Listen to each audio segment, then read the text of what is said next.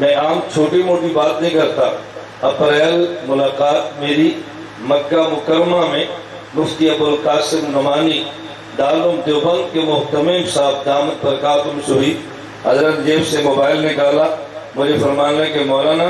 آپ سے میری عقیدت، آپ دیکھیں دیوبند کے طلبہ کو چھوڑیں، میں یومیہ واٹس ایپ پہ ایک آپ کا بیان سنتا ہوں، یومیہ۔ میرا موبائل دیکھیں، آپ کی کتابوں سے میرا موبائل بھرا پڑا ہے، دیکھ لو۔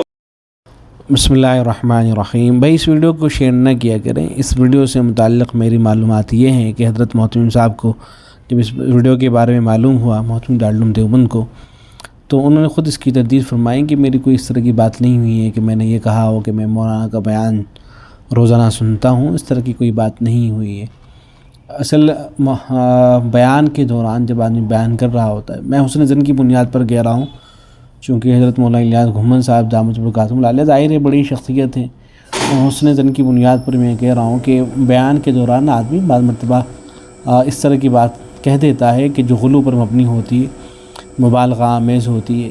تو اسی طرح کی یہ بات بھی ہے کہ مولانا یہ فرما رہے ہیں کہ حضرت محتمم صاحب سے ملاقات ہوئی تو حضرت محتمم صاحب نے فرمایا کہ میں روزانہ تمہارا بیان دیکھتا ہوں، سنتا ہوں۔ تو یہ دیکھیں کہ حضرت محتمم صاحب جو ہیں وہ عمر میں بھی مولانا الیاس گھمن صاحب سے بڑے ہیں، اور علمی مقام جو ہے وہ بھی بہت بلند و بالا ہے حضرت محتمم صاحب کا مولانا الیاس گھمن صاحب کے مقابلے میں۔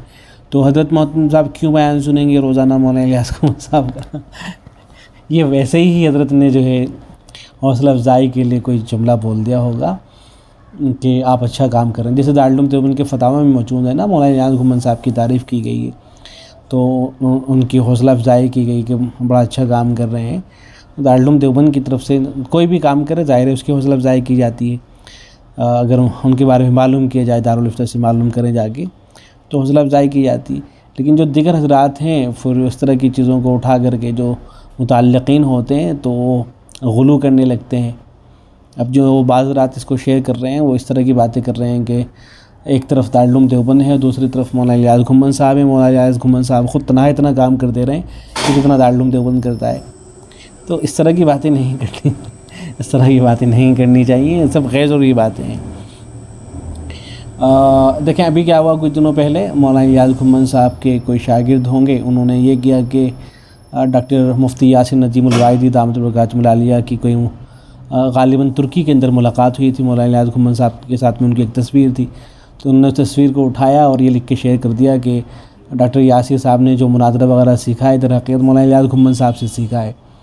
تو ان کو جو فتح ہوئی ہے وہ مولانا الیاس گھمن صاحب کی وجہ سے ہوئی ہے، اس لیے کہ شاگرد ہیں۔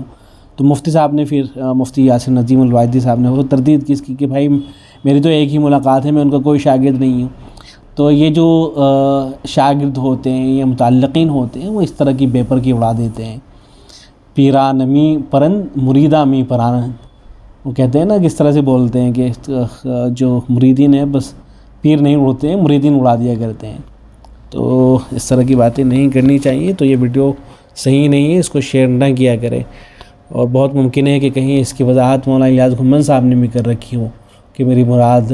کیا تھی جو میں نے اس طرح کی باتیں کی تھی،